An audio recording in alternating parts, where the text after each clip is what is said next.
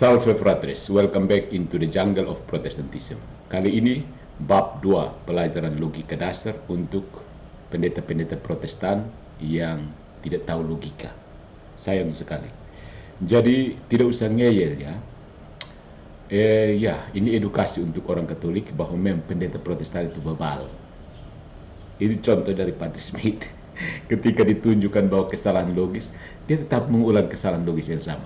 Nah, ini bukan soal apa, tapi ingat bahwa Protestantisme itu hanya bisa berdiri dengan cara manipulasi retorika. Ini edukasi untuk orang Katolik. Jadi Protestantisme yang tidak punya substansi. Mari kita tunjuk bahwa Patrick Smith selama beliau, maksudnya ini untuk tujuan edukatif ya, untuk semua orang Kristen, bahwa kalian Protestan tidak punya substansi, hanya bermain retorika dengan menggunakan teknik manipulasi, menggunakan kesalahan logika. Saya akan tunjuk bahwa Patrick Smith tetap bergeming dalam kesalahan logika yang sama. Vamonos dalam video terbarunya. Mari kita lihat. Ini asumsi mendasar dan kesalahan logika yang tidak pernah disadari oleh pendeta Protestan seperti Patrick Smith. Yang pertama, soal devosi Katolik dan patung. Ini strawman dan ekivokasi. Kutipan dari Patrick Smith, Katolik memang menyembah patung. Mencium benda mati itu, kalau mencium dan bersujud itu penyembahan. Aduh, kalau kamu bilang bukan, maka definisi kamu tentang penyembahan berubah-ubah. Tidak bro, penyembahan itu artinya tindakan yang ditujukan kepada Allah. Tindakan yang tidak ditujukan kepada Allah, entah mau jungkir balik apapun, itu bukan penyembahan. Sampai sini paham? Masalahnya adalah pada objek dan finalitas. Itu yang menentukan penyembahan, bukan modus. Ya. Jadi salahnya Protestan di situ. Asumsi dan kesalahan logika, strawman falasi. Dia menggambarkan penghormatan simbolik Katolik sebagai penyembahan literal. Ini mengaburkan perbedaan antara latria yang tidak ada di Protestan. Sekali lagi, penyembahan kepada Allah tidak ada di Protestan. Yang ada di Protestan hanya dulia, penghormatan kepada Tuhan Yesus. Dan karena itu tidak boleh menghormati orang lain lagi. Kemudian ada ekivokasi. Kata bersujud dan mencium digunakan seolah memiliki satu makna universal, sama dengan penyembahan. Bersujud beda, mencium beda, penyembahan berbeda. Secara budaya dan liturgis, bersujud bukan eksklusif tindakan ibadat ilahi. Coba lihat 1 Raja-Raja bab 2 ayat 19. Salomo sujud kepada Batseba. Ya, begitulah kenapa Protestantisme hanya bertahan karena kesalahan logika. Jadi tanggapan Katolik, tindakan fisik tidak identik dengan isi batin. Kalau begitu, mencium salib dalam ibadat Jumat Agung berarti menyembah kayu, dan sujud hormat kepada bendera berarti menyembah bendera, kan? Menyembah kain warna merah putih. Ini bukan logika. Ini literalisme tahyul. Akibat baca Institution of Christian Religion tanpa pakai otak. Terindoktrinasi oleh Calvin. Patrick Smith adalah contoh hasil indoktrinasi John Calvin. Yang kedua, soal perpecahan dan skisma. Falasinya adalah tu quoque dan false equivalence. Jadi dia mengutip yang sama saja. Roma juga pecah dari Ortodoks Timur, jadi jangan tuduh Protestan memecah tubuh Kristus. Aduh. Kesalahan logis yang terjadi adalah tu quoque falasi. Kamu juga tidak membantah tuduhan, hanya memantulkan kesalahan ke pihak lain. Jadi false equivalence juga. Skisma 1054 tidak sama dengan reformasi 1517. Kenapa kamu terlalu menyamakan diri dengan ini skisma ortodoks? Ortodoks itu mereka keluar dengan suksesi apostolik. Protestan keluar dengan kuah kosong, adik. Supaya paham di situ. Gereja Katolik dan Ortodoks tetap mempertahankan apostolik, sakramentalitas, dan tradisi suci. Reformasi justru memutus fondasi itu dengan mengklaim scriptura sola dan menolak suksesi apostolik dan kuah kosong. Ya, kuah kosong. Jadi perpecahan internal yang tetap menyisakan sakramen dan suksesi tidak sama dengan keruntuhan sistematis seperti dalam Protestantisme yang menolak struktur gereja awal. Kalian itu sebenarnya bukan gereja, komunitas yang mirip gereja, isinya Bible study doang. Tidak ada penyembahan di situ. Tunjukkan apa cara kamu menyembah Tuhan. Tidak ada. Ya. Yang ketiga soal pluralitas dan otoritas. Ada non sequitur dan redefinisi kesatuan. Nah, pendeta Patrick Smith yang tidak tahu logika dasar ini, pluralitas bukan perpecahan. Kesatuan kami bukan pada lembaga, tapi pada pengakuan iman yang sama. Yang sama apanya? Ya. Kesalahan logika non sequitur, klaim bahwa pluralisme lembaga tidak berarti perpecahan tidak logis jika pengakuan imannya saling bertentangan. Misalnya Calvinis dan Pentakosta beda, Advent dan Baptis beda, Lutheran dan gerejanya Patrick Smith beda. Ya. Kamu hanya sama dalam protes kepada Katolik. Itu kesatuan kamu, protes kepada Katolik. Makanya disebut Protestan.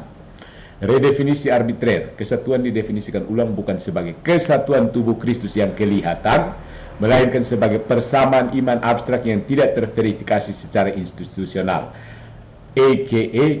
kesatuan delusional, kesatuan halusinasi. Paham?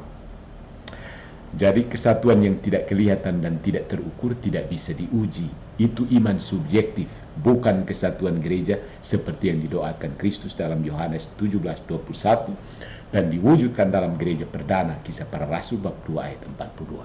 Yang keempat, soal wahyu dan Alkitab muncul ulang yang sama, circular reasoning dan historical blindness. Kami percaya Alkitab karena itu firman Tuhan. Konsili hanya mengenali, bukan menetapkan. Bodohnya minta ampunnya. Orang Katolik tidak usah ikut pola pikir Protestan yang bodoh sekali seperti ini. Kesalahan logikanya adalah circular reasoning.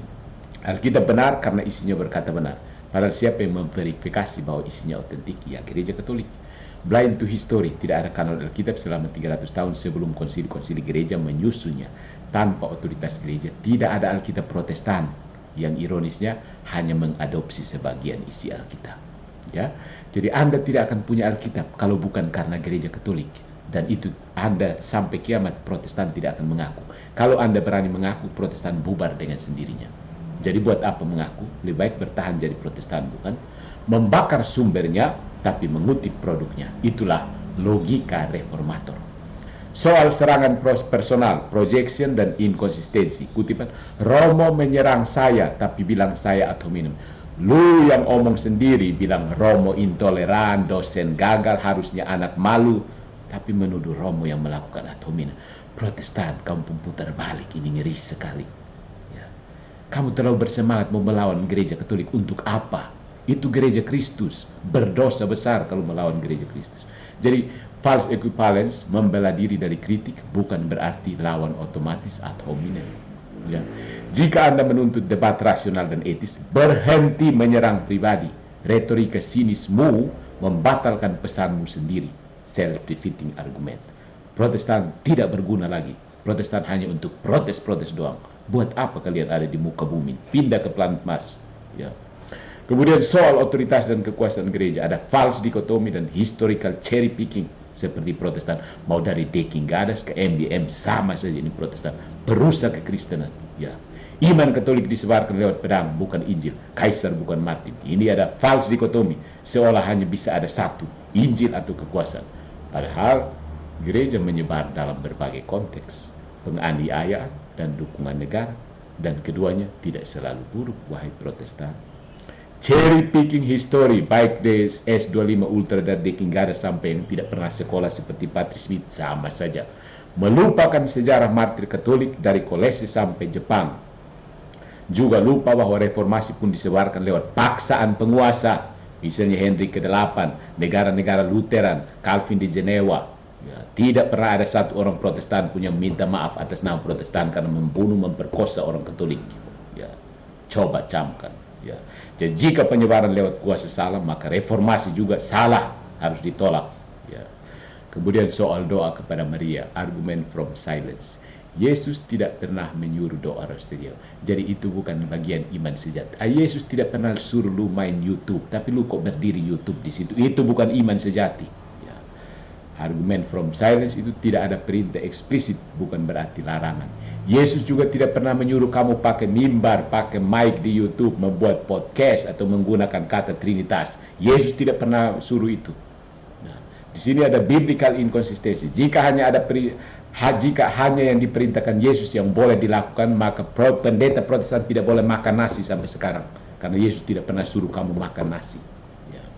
Jadi jika tidak disuruh Yesus sama dengan salah, maka Protestan sendiri ilegal. karena tidak ada satupun pendeta Protestan dipanggil Yesus secara literal.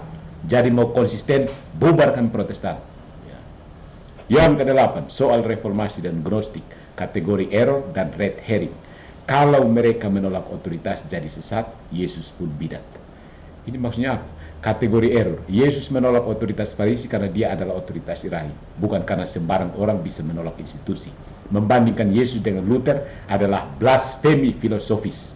Luther manusia tidak jelas, kamu sandingkan dengan Yesus yang adalah Tuhan. Ini penghujatan Protestan terhadap Tuhan Yesus. Ya, jadi Protestan berhenti menyamakan Luther dengan Tuhan Yesus. Ya, saya yang berdiri pertama untuk membantai itu. Ya.